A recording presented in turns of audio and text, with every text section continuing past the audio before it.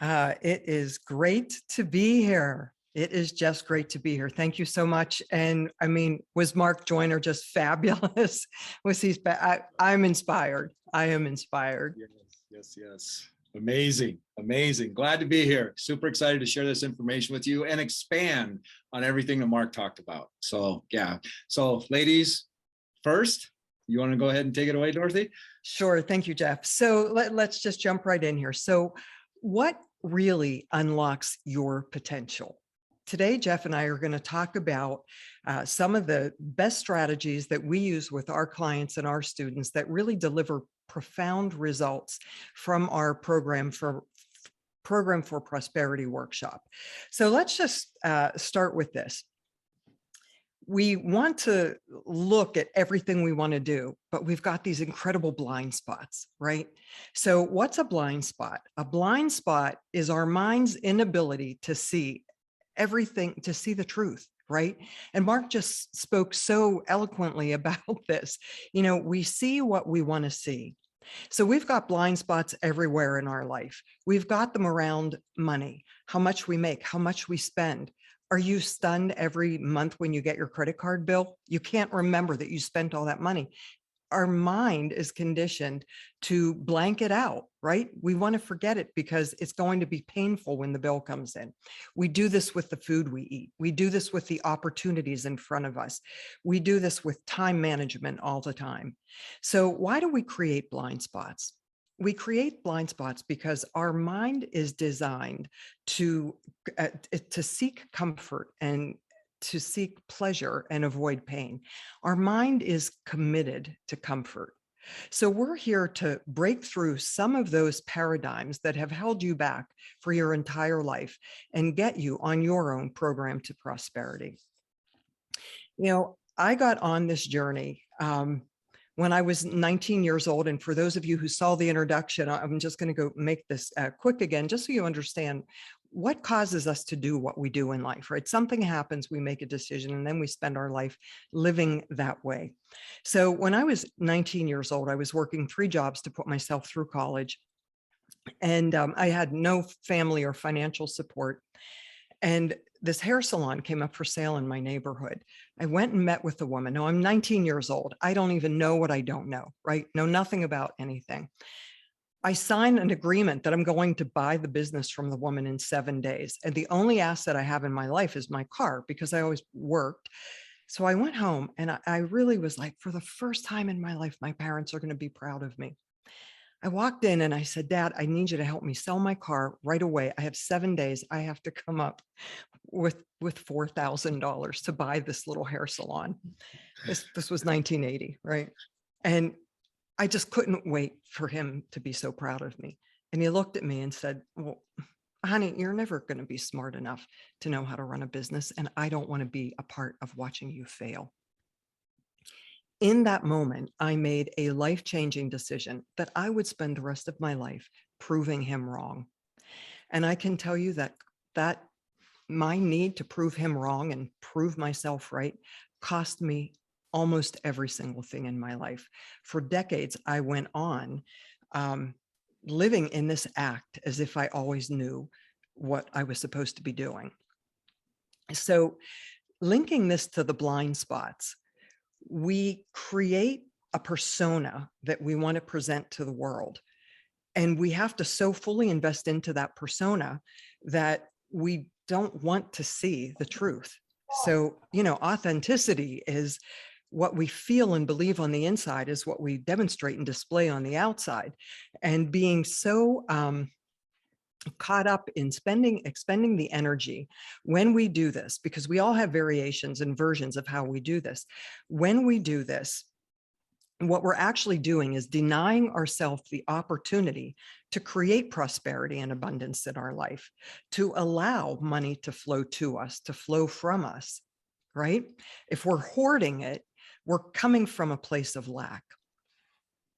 So this act, this persona that each and every one of us lives by is our biggest opportunity, because really what we're so terrified that everybody else might find out about us, they don't even know. But we believe that everybody filters the world filters everything in it through the same way that we filter it. We expend so much energy covering up the inner fear that we have, that is truly what stops the prosperity from rolling into our life. And, when we think about what we're always chasing, right? We're chasing these dreams. We have these like visions and we want all of this to happen. And I'm here to tell you, whatever you're chasing, you're running away from. And how we know this is true, you wouldn't be chasing it. You wouldn't be chasing it if you weren't terrified of it. So when it happens, we see it through our filter of whatever we believe to be true about ourselves, and we miss it. Or we get it and we muck it up because we truly believe that we don't deserve it. And when we're doing this, we put ourselves into a state of judgment. We're measuring ourselves against other people. They have better labels than we do. They have a better car than we do. They have more money than we do. They have more prestige, a better title. They have more. I have less. I have less. What are we telling ourselves? We're telling ourselves we aren't worthy of more. Every time we go into this sympathy for ourselves and judgment of others. Now, I'd like to share a brief story with you about my 8-year-old nephew. Last year, and I love him dearly. He's my great nephew, actually, and his father is like my child. We were having dinner together last year, and he is really into Pokemon cards. He buys them, he trades them, and we're having dinner, and he's asking me how he can negotiate deals to get better Pokemon cards or get like more for his trades. And so we sort of go through this little mock scenario. What happens when you get to the store and you want to buy the Pokemon cards that you want, or you get in front of the person you're trading? And this was such a beautiful analogy for how we have blind spots in our life. So he says to me, well, if he tells me he wants $10, I give him $10. And I said, why wouldn't you say, okay, how about if I offer you 8? And he said, I'm afraid he'll think I'm poor. Boom, there it is. We care so much about what other people think about us, we miss the opportunity to authentically create the life that we desire, because we're so busy worrying about what other people think about. They don't give a shit about us, truly. Pardon my potty mouth there, but other people don't care because everybody is so self-absorbed. So we spend all of this energy exercising all of these things and going through contortions in our minds because we don't want to look bad in front of other people. So I have a question for you before I turn this over to Jeff. And that question is, how capable are you of recognizing your blind spots, the things that really stop you? How much food you put into your body, how much money you spend, how much you make people wait for you. Every time you tell somebody, I'll see you in 20 minutes, and you show up there in 25, it's a blind spot because you might not have allowed time to really actually get to your car, park your car, walk to where you needed to be. We think, oh, they're 10 minutes away. And then we get there 15 minutes later. The most disrespectful thing that we can do on this earth is make somebody wait for us, because the only thing we can never get back is our life and our time. Everything else we can get it back. So think about what this means. And I'll talk about time management a little bit later, but think about this, what this means. How capable are you of recognizing your own blind spots? That's the question. And then really think about what is the act, the persona, the talent agent for yourself that you present to the world. Really apparent when we're getting into new relationships. Our talent agent is dating their talent agent. When we're interviewing employees, our talent agent is interviewing their talent agent. The person we date is never the person we marry, and the person we interview is never the person we hire. So get very clear about the act, where the need to act comes from, and what the blind spots are. So I'm going to turn you over to Jeff, who is just an absolute wealth of knowledge on programming for prosperity. Thank you so much, Jeff. Thanks, Dorothy. I appreciate you so much. And everybody, I'm so glad to be here and share this information with you. And so what we're sharing with you is part of our program for prosperity. And the part that we're sharing with you is called the ACE method, right? And what she was talking about is accessing, right? And so we're going to get a lot more clear about this. And I would like to ask somebody if they could volunteer of typing the questions that I ask inside of the chat so that everybody gets the opportunity to really take away some of these questions, because the questions that we get asked are really what determine what we access within ourselves. And that's what we're all here to do, is to teach you how to access things. And this is what Mark talked all about elevating our consciousness, right? That's why we're all here. So my journey started out. Now, I promise you, I did not aspire to be a coach, a trainer, international bestselling author, all these things. I didn't aspire to do that. Actually, what started me on this journey was I began to gain conscious. This was back when I was 19. I just figured that out, Dorothy. It's like we had this epiphany moment at 19, both of us. And I was gaining consciousness. And while I was gaining consciousness, I had pain go through my body like I had never in my life experienced. And I had experienced some incredible pain up before that. And as I began to gain consciousness and I opened up my eyes, I had this nurse looking over me. And I'm like, she goes, "Do you know who you are?" And I was like, "Yeah, I know my name." And then she goes, "Do you know where you're at?" And I could figure out that I was in a hospital. And then she says, "Do you know who these people in these rooms are, in this room are?" And I said, "Yeah, this is my family." And then she asked me a question that has forever changed my life. And I'm going to share that question with you. And then she proceeded to tell me the most horrific news I'd ever experienced in my life. Like I couldn't even imagine what she was about to tell me. She said that my sister is across the street in another hospital fighting for her life. And she said it was a result of an accident that you caused being drunk. I couldn't even comprehend what she just said. And I'm thankful to tell you that both of us, both of us recovered completely physically, right? But that was a catalytic moment in my life that made me start looking at who I am and how I've been showing up. Right. That's what it took, because people were telling me, "Jeff, you're going to kill yourself, or you're going to kill somebody else, you're drinking and driving." And I was just like, well, if it's their time to go, it's their time to go. This was my greatest failure in my life. Okay. And so the question she asked me, and I would encourage somebody to please put this in the chat so that everybody can think about this, is, do you know how you got here? Right? Because in every time we have something happen in our lives, it's a lesson, it's initiation, it's an opportunity for us to glean something from it so that the lesson doesn't get repeated. Right?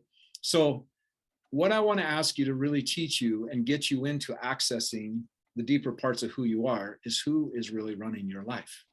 Who is really running your life, right? Because neuroscience has proved that 75% of what we know in our entire life was by the age of 5.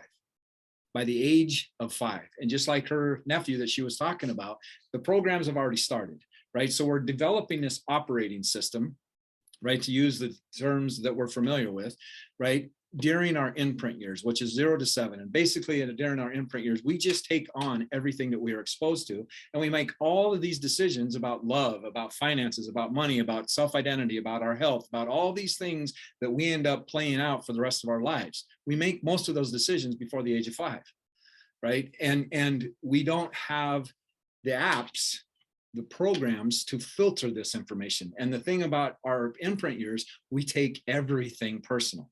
Everything personal. Our parents divorce, we think it's about us. Our parents can't survive with the money they make, we blame ourselves, we think we're a burden. This is where we get the programs as I'm not enough, or I'm not capable, or I'm not worthy, right? This is when it's developed, right? So let me tell you a story about one of my clients that I had a while back. Bill worked for this information agency he was very, very, very successful. And he would go up and down in his life. He would make multiple 6 figures, and then he would destroy it. And he's like, "What is going on? Like, I love making successful things. I love making things happen." And he was very, very good at what he did. And when I met him, he was living in a basement, very little part of his life. And we started doing some work, and we started getting into the inners of his inner makings. And we come across what he made about money, the decision that he made about money. And his dad was very, very, very successful, very successful entrepreneur. And he's like, "I just don't get it." And then we got into it, and he's like, "I made the decision that money was more important than me, because money is what took my dad away from me." And so he would attract all this money thinking that that's what his dad would want him to achieve. But then when he'd get it all, he recognized that he made a decision that money was more important in him. So then he would push it away. Okay, this is how our inner programming works, right? So we changed that. He was in a very toxic relationship as well. When we started working together, ended up changing that relationship, getting in the love of his life. It was amazing how fast he switched things. So how do we do this? Like, how do we start accessing deeper parts of who we are? Again, looking at the question, how did we get here? Right? Like, how did you get here? What has led you to get here? And I'd ask you also, what is it that you expect to get out of the summit? Right? Because you are going to find what you're looking for, whether you want to admit that or not, right? Like, so here's the thing that I propose to you. I've looked at doing this over 30 years of really looking at what are the common things that hold people back. The number one thing that came up is people's ability to get honest with themselves. So you demanding a life that demands rigorous honesty of yourself, because guess what, friends? You are the only person you spend every moment of your life with. You are not living the life of somebody that's given you an opinion, right? An opinion only matters from the person that has lived it or that is living it.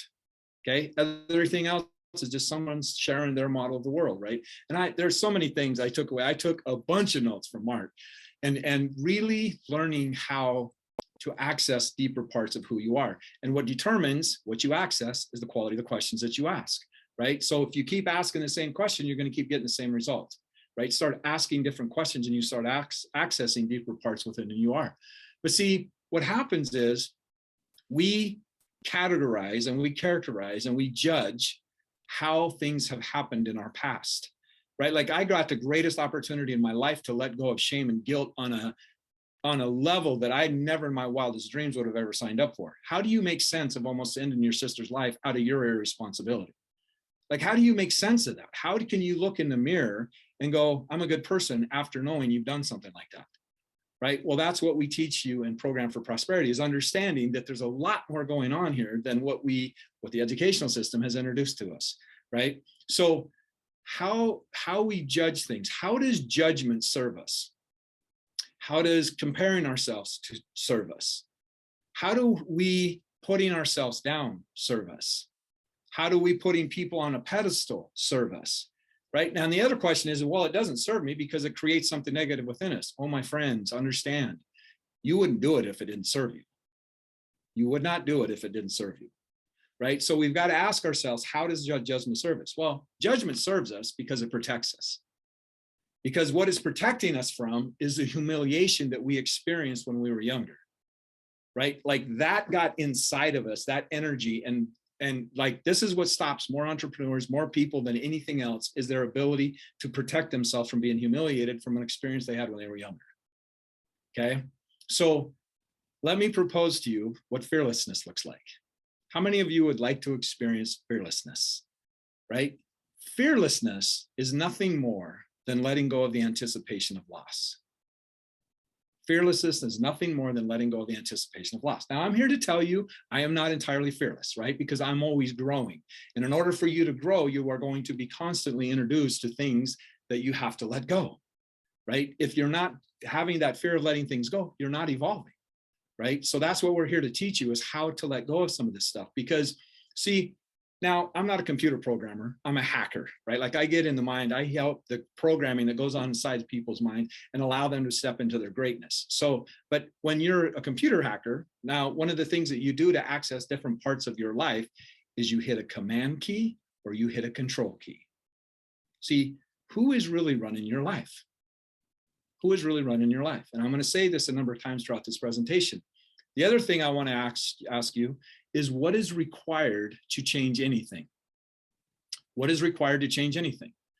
First thing is awareness, right? Like, we have to have the awareness. If we don't know what to change, right? But then out of awareness, what that does is it gives us the next step, which is clarity, right? Clarity is hugely, hugely important.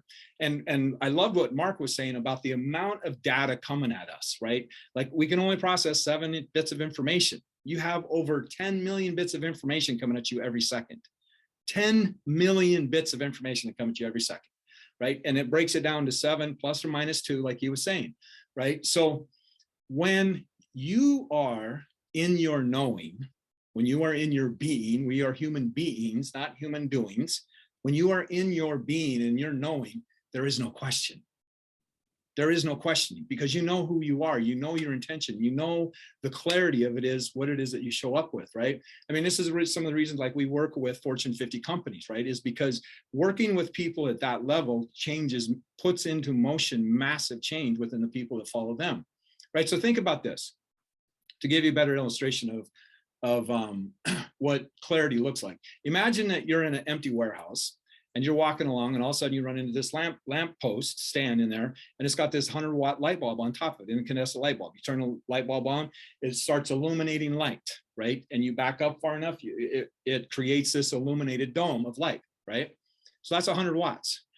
The other thing is, so now I've heard this, I think I'm even exaggerating a little bit, not that anybody's ever done that before, but you can take 25 watts and put it into a laser.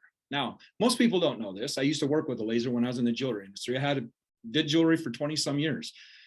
But a laser actually stands for, it's an acronym, stands for light amplified and stimulated by emitted radiation. Okay, so you can take 25 watts, I think I'm being very generous here, and you can shoot that laser to the moon and back. Okay, that's the difference between unfocused thoughts and focused thoughts. Right? Like confusion burns us out quicker than anything else, right? So like think about your phone when you're in Rome and you're not connected to a source and you don't have clarity, you don't have that connection, your phone burns the battery up a lot quicker. Then once you get the phone, and I love what he talked about 5G, like, yeah, there's a lot of questions I would love to ask Mark, is understanding that when you have connected to source, what's the other thing that determines how quick your battery dies? Is all the apps you have open. See, we created all these apps in our imprint years on knowing how to deal with certain situations, but what's running them underneath it is the operating system, right? So what happens every time that you upgrade your operating system? You have to upgrade the apps. If the apps don't upgrade, they become obsolete, right? But so we have all these obsolete apps that we developed as a child that are no longer serving us today. You cannot thrive with apps that were created to teach you how to survive. Let me repeat that. You cannot thrive using apps that you created to survive, okay? So this is what we teach you, is how to get really clear about what it is that you want to create. The other thing that I've discovered about the common denominator and the people that we worked with is valuing yourself, right? And how you hold your energy and how you value yourself has everything to do with what you see as possible. Let me give you a case in point. How many of you have gone to a grocery store hungry? By show of hands. How many of you have gone to a grocery store hungry?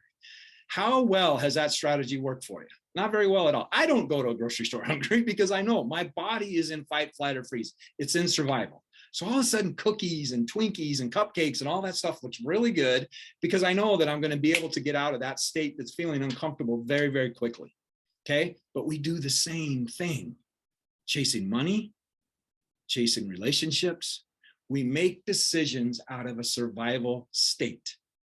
We panic. And that's what I loved about what Mark was saying, is he's not saying this to make you afraid. He's saying this to get you to understand the value and the opportunity that you have before you, right? And see, if we're in survival, we're not going to see thriving opportunities, right? So this is what we talk all about, because here's a question for you.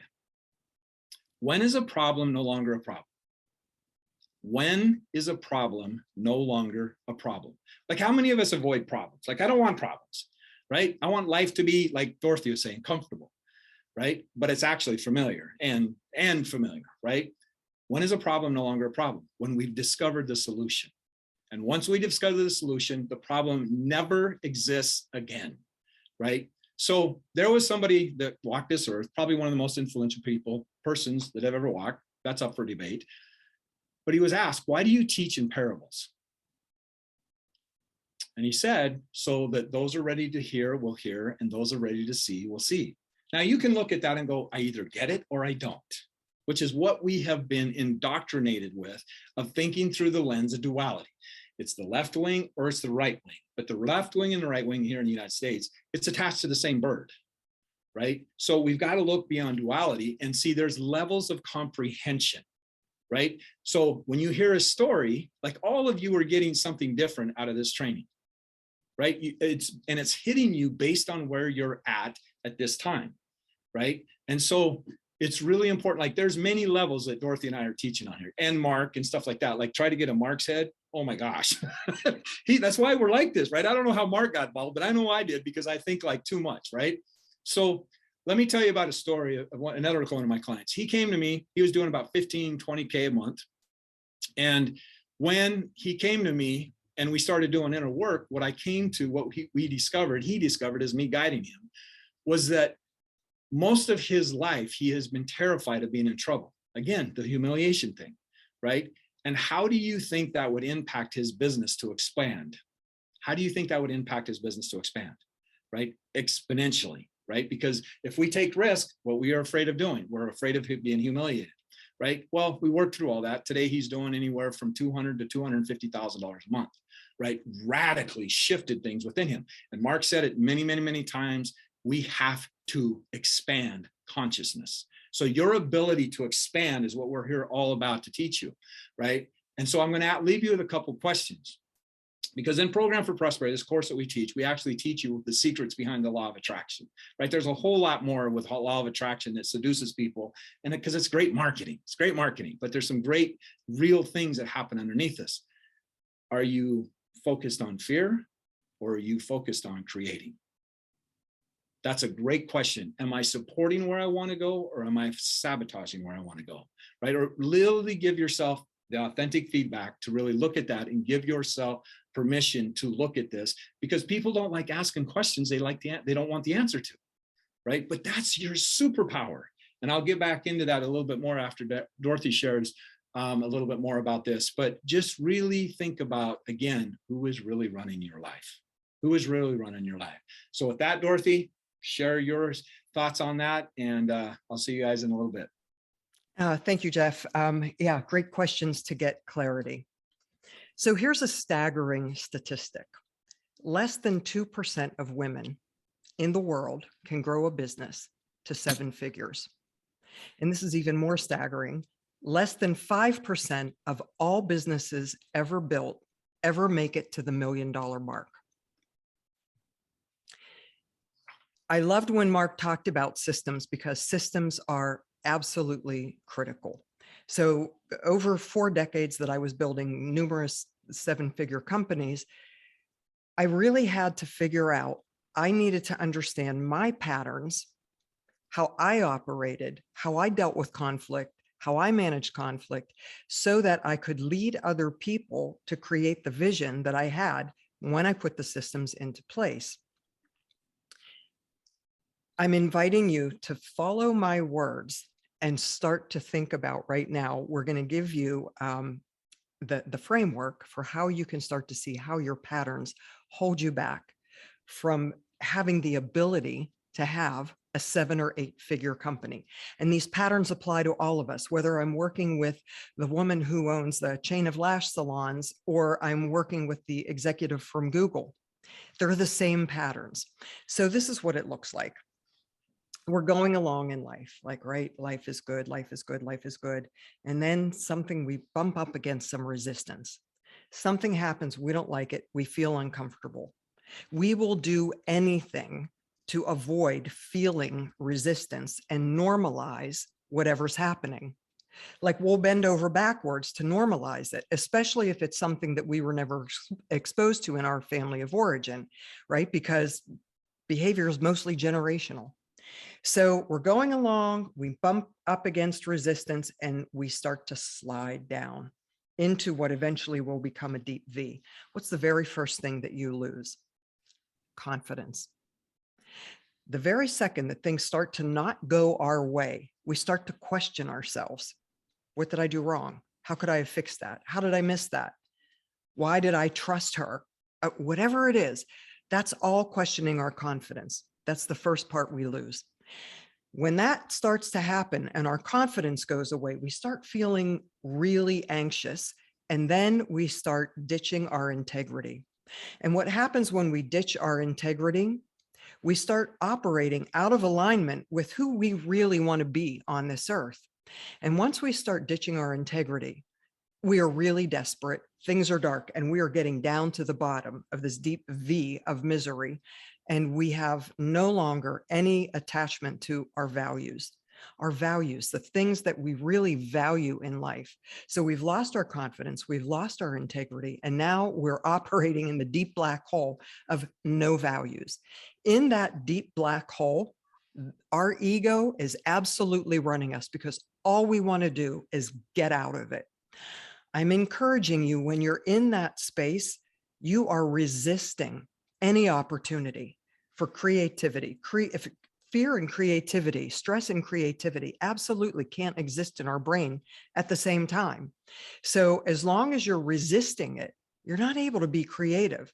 It's only when you fully experience the experience of the authentic truth, being rigorously honest with yourself about where the situation is, where you are in the situation, what your capabilities are, and what you have created. Because the one thing in common with the bottom of that slide down every time it happens is you. It's me for every negative thing. Now there's also every positive thing that's happened in your life. You are also a part of that.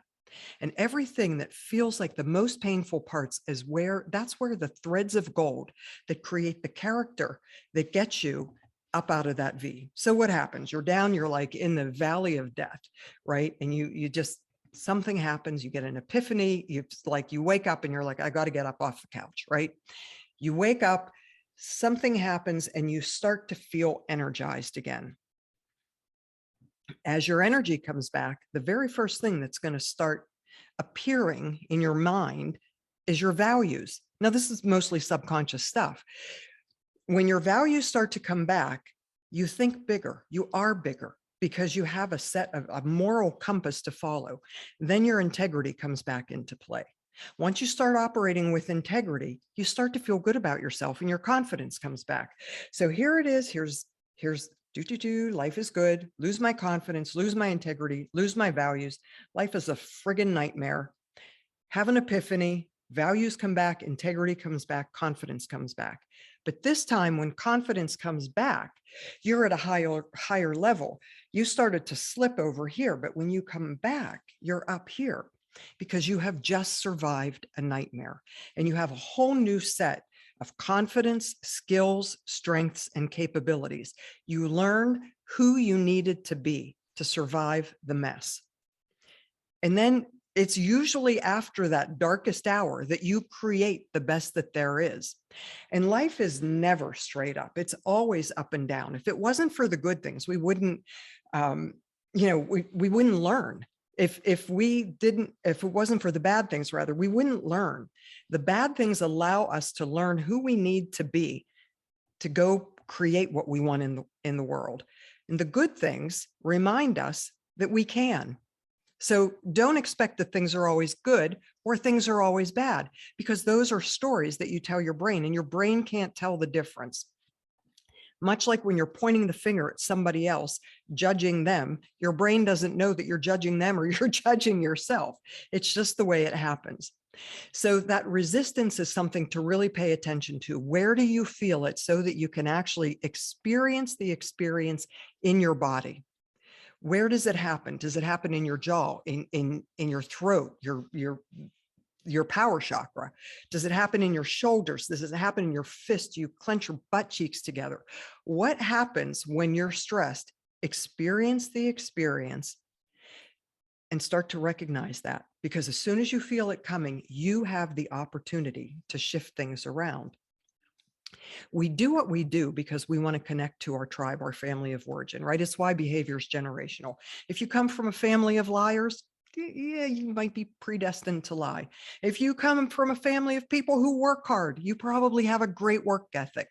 If you come from a family of people who say money's the source of all evil, you're probably not going to make any money because you believe that it's evil. If your family had, generational wealth And for some reason, your dad embarrassed the family like back in the day, and they didn't want to leave him part of the inheritance, you could believe that money divides families. So it's really clear to look at what your family story is around money, around prosperity, around relationships, around diet, health, time management, business, entrepreneurship, all of it. Why do we connect with our family? Because we're terrified if we don't, we're not going to feel their love. We're so terrified that they're not going to love us. I was so terrified that my father wouldn't love me. I sacrificed my soul to get his attention. And it shifted when I realized his standard just might have been higher for me. His standard might have been higher for me. Change the narrative, right? Began to look at my father. He died when I was 21, so he never got to know that I was a two-time international best-selling author, that online gift cards did not exist until I had an idea way back in the day, and people laughed up their sleeve at me. And I went to 5 code writers around the country who said, online gift cards, you want to print something out with a barcode and a number on it? That's ridiculous. And I believed in my idea because I believed in myself. And I found some code writers from Carnegie Mellon University who did it. And we created a program, and I did it to solve a solution. I didn't do it for money. If you're doing things for money, the money usually doesn't come because you're focusing on what you don't have, the money. Focus on what you can create, and that's the solution. Innovative solutions generate far more money than basic solutions. Every one of you is an innovator. If you weren't an innovator and you didn't know it in your soul, you would not be on this summit today. You would not be investing into yourself, and you would not be investing into programs so that you can bring that inner innovator out into the world and share your gifts. So think about what sucks your life away from the opportunities in front of you. I'm going to call them vampires, right? Start to recognize your vampires. Are you always late? That's a story. If you're always late, are you trying to control and manipulate other people in a passive aggressive way? Who owes you money? When people owe you money and you don't collect it, you create a sense of shame in yourself. And like Jeff was speaking about earlier, that controls who we are. That sense of shame that, like, he deserves my money, but I don't deserve it back, stops us from being our biggest self, stops prosperity. That story will shut prosperity down quicker than anything. And then who do you owe?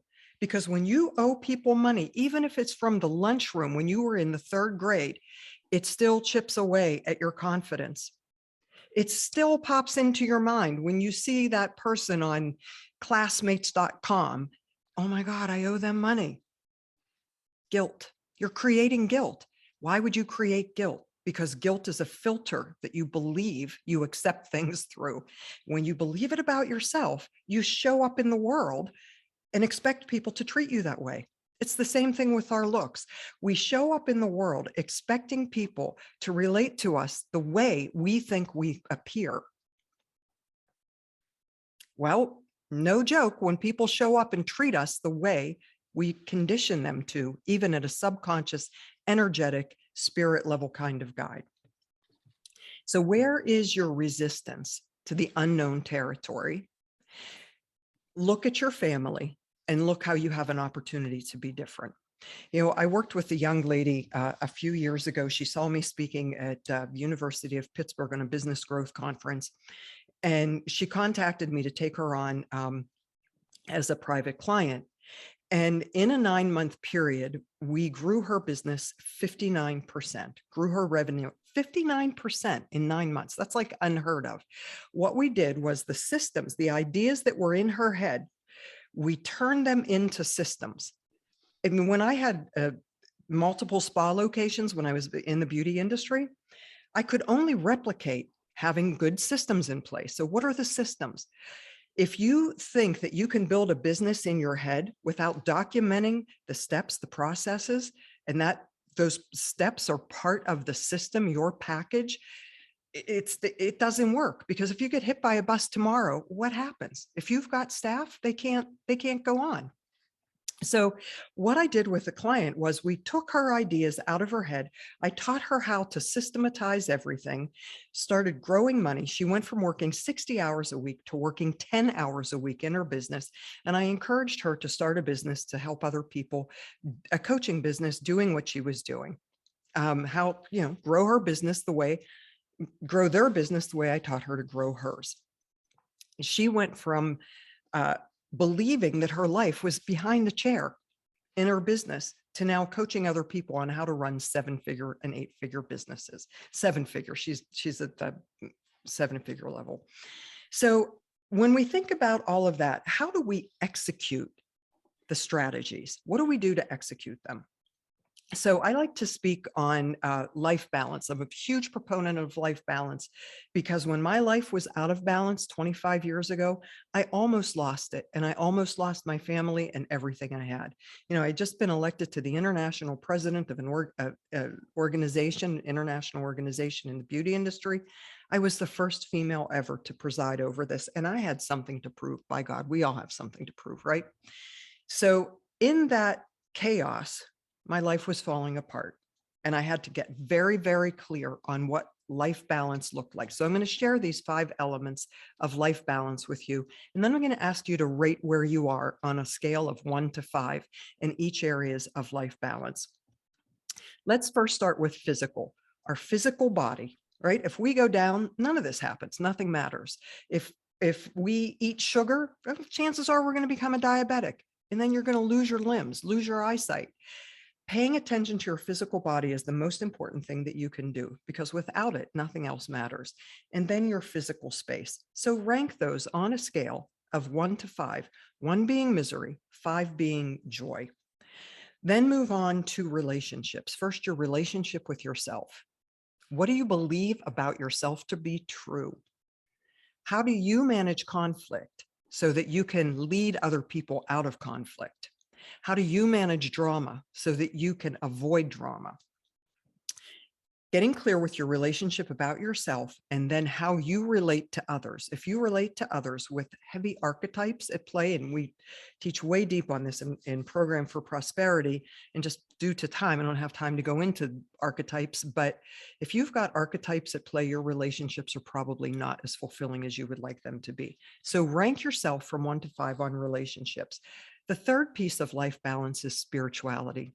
If you are unplugged from your creator, and you are operating, believing that you are the cause and the effect of everything in your life, not realizing that I'm a Christian. So for me, it's God.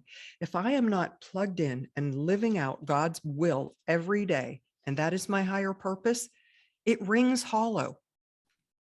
There are times in my life I didn't do that and I burned out.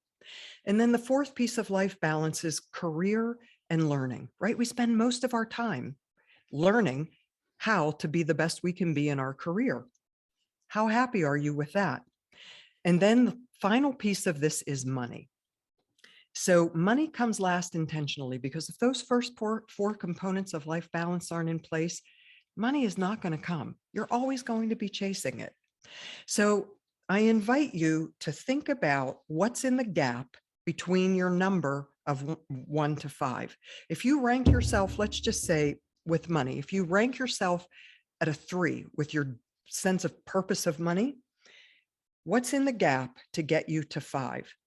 And start creating the goals, the things that you need to do, and put a time frame in place. What's your first step? How long is it going to take? What's your time frame? Who's involved? What do you need to learn? If you don't put those components in to your vision is just a fantasy. So take extraordinary actions and you will get extraordinary results. Jeff, I know you have so much more brilliance to speak on executing strategies for success. So please take it from here. Thank you. Thank you, Dorothy. And I really want to reiterate what she was talking about, life balance, right? Because when our life is out of balance, it is a catalyst for absolute breakdown, right? And everything we do, there's something that's being a price we're paying in another area of our life, right?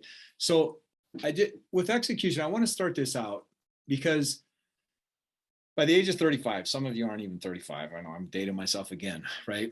But by the age of 35, 95% of our life is automatic, meaning we have the same 95% of the thoughts we had the day before, right? And see, we're just going to keep producing what we keep producing. Like our lives are perfectly designed to get the results that they're getting, perfectly designed. And if we want to change what the outcome is, then we have to get intentional about executing different strategies. But let me ask all of you this question. And again, if somebody could support me in putting these questions in the chat, that would be great. I would really appreciate that. How much of your life, what percentage of your day do you spend controlling it so that you don't experience hurt? What percentage of your day do you spend protecting yourself from getting hurt? Right? And that's not really living. Now, I got a PhD in it, self-proclaimed PhD, right? Because I was wounded. Like I've looked in depth of why I ended up almost destroying my life was because of all the pain that I had growing up in an alcoholic home, right? See, I had a mother that would have sold my soul if she could have got paid for it. That's just how she related to men, right? It's like these are all the patterns that I have a very intimate relationship with not feeling like I'm worthy. I hated myself. Like that's how that wreck came to be, right? So what we want to do is we want to look at executing strategies that start interrupting some of the automatic patterns. And I'm going to share something with you. The two things that impact the quality of your life, there's only two things. That's it. Only two things that impact every area of your life, right? The first is the scripts that you tell yourself. Like, what is a script that you tell yourself when things don't turn out the way that you had hoped? How do you talk to yourself when you fail, right? Failure is just feedback, right? How do you talk to yourself when you're rejected? How do you talk to yourself when your business doesn't go the way that it does? How do you talk to yourself when you look at your bank account and you don't like the numbers? How do you talk to yourself when your partner doesn't teach you the way that you want to be treated? These are what determines the quality of your life, right? The other thing that determines the quality of your life is the images that you have in your house, inside of your head, right? So one of the things that I encourage everybody to do, and this might be a little bit TMI, but it's a part of life, right? It's like how we show up every single day. Stand in the bathroom with no clothes on and get in touch with the conversation you have in your head. That's a great exercise for you to get in touch with how you see yourself, right? And it's a great exercise for you to get in touch with how you talk to yourself, because how you talk to yourself, you are going to project onto other people, which has a massive impact on you creating prosperity. Prosperity is the output of having the abundance mindset, right? Like really being able to adapt what it is. Like friends, I promise you, I did not ever in my wildest dreams think that I would be here. I just never did, right? How I got here is by me being my first client, right? Like my life depended on me changing my mindset, because my mindset, I killed people or almost killed people, right? So I had to change a lot of the programming that I was born with or was raised in, right? And so think about this. What is normal for a spider is chaos for a fly. Excuse me, I gotta get a drink of water. What is normal for a spider is chaos for a fly. And what I mean by that is a spider's just being a spider, creates this amazing web, and this fly gets caught into the web, and then it starts startling, and then the spider doesn't even have to work to take care of the fly. How many things do we get caught into? How many other webs do we get caught into by just being who we are, right? So there's this movie that I saw a while back, and it was incredible. This movie was about a kid that was just like a protege, like an amazing runner, had incredible talent, but he had serious attitude, right? Somebody put in there, attitude is altitude, absolutely. But he had a serious attitude problem. And he ended up getting kicked off the track team. But what was watching the track team was this washed up drunk coach that stood outside of the chain link fence and watched them. And so this washed up old drunk coach goes and looks this kid up and says, "Hey, I'll teach you to run the 4-minute mile." And it took a lot of enrolling to finally get the kid to agree to it. But once the kid did, this old boy ran this kid through a regiment that was painful to watch. Like, oh my gosh, like this is like way beyond anything that I would do to achieve that. And what he said to him is, "I'm going to teach you to do this in quadrants." So they break the mile into quadrants.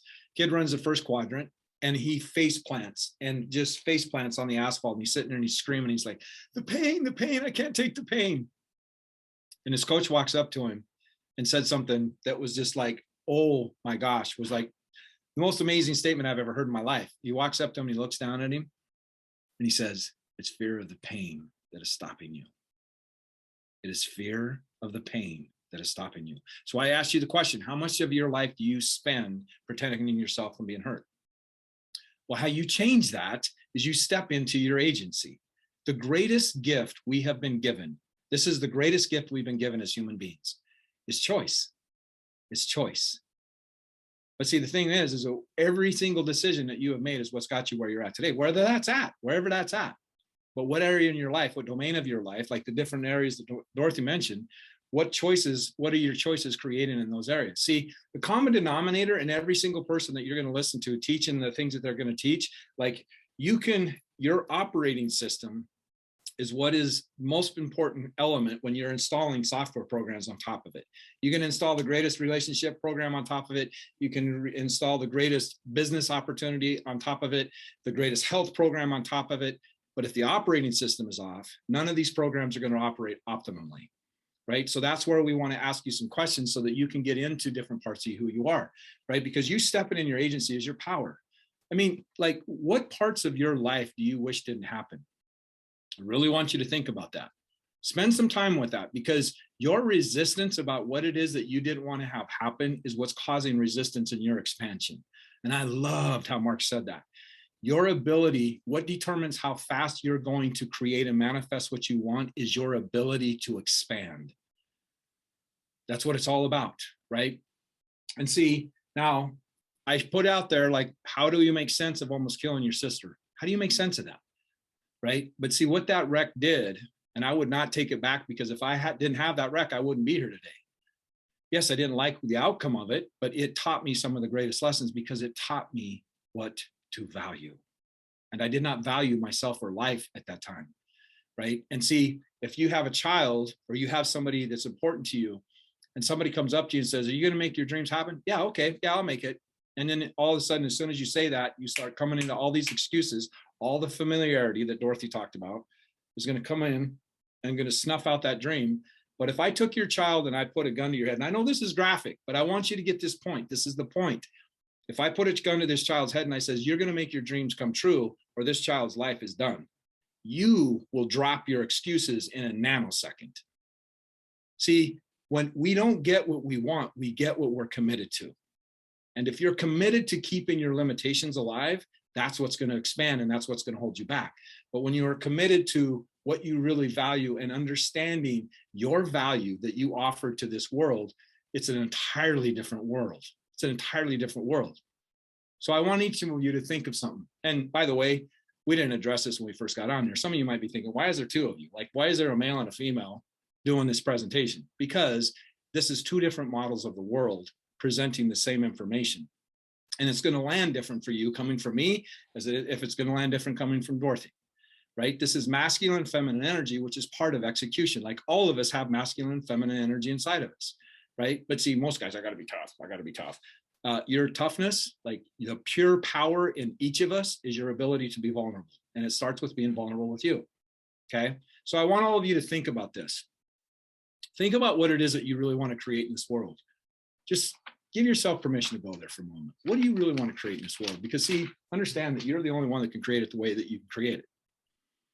And imagine that you walking up to somebody that you absolutely care of, but you have all these limitations that hold you back, and not being able to share your truth and step into it and make this possible, make this dream a reality.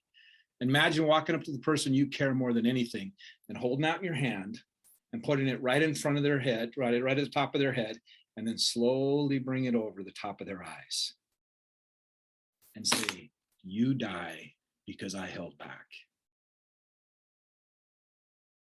What are you committed to? Are you committed to your fears? And what were you listening to? What was coming up for you when Mark was talking about what's happening? Because what he talked about is happening. And I love somebody that shares the truth, because this is going against what the media wants you to understand. The media is the goddess of illusion. Understand that. There's all kinds of things going on behind the scenes, like he talked about, and it's giving you the awareness so that you can make informed choices. See, one of the things that took out Hitler, and I just heard this, but it works for me. What took out Hitler was he didn't take negative feedback. He would execute you if you brought negative feedback. Thank goodness he did that. Thank goodness. but he would have ran the world if he wouldn't have done that. We've got to be able to take the feedback. We've got to get in touch with how we see ourselves, right? So I would encourage all of you to look at, what are you investing into? You have an incredible opportunity by being a part of what this summit is offering. You have incredible people that are being here to share their experience and knowledge with you. What are you investing into? What are you really committed to? Right? And I thank you so much for allowing us to be here. And I will turn it back over to Dorothy. May all of you be blessed. May all of you step into your greatness and create amazing things on this world and this planet, because I want to see how you show up.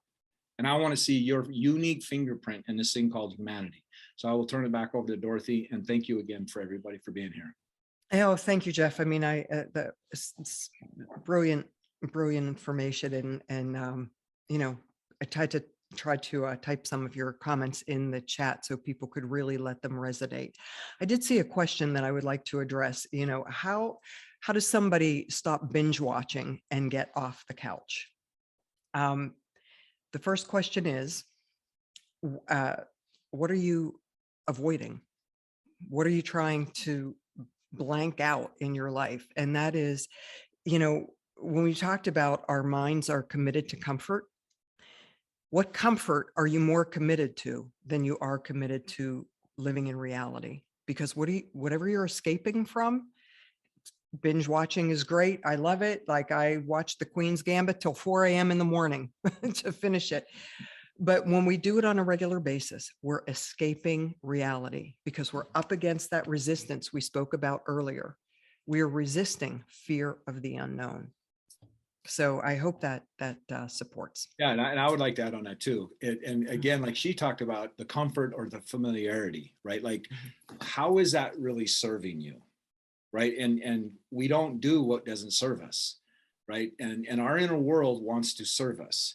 Right. So procrastination, overwhelm, all these things are programs that we design within ourselves.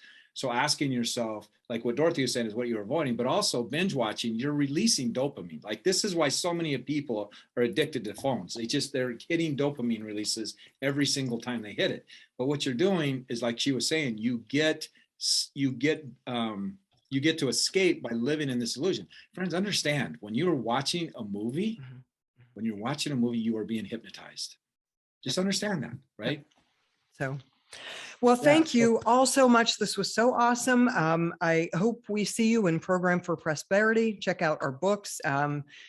Jeff's book is The Potential Zone. My books are Streamlined Success and Conflict Revelation, all available on Amazon. It was awesome. Thank you for being here with us today. Yeah, thank you, everybody.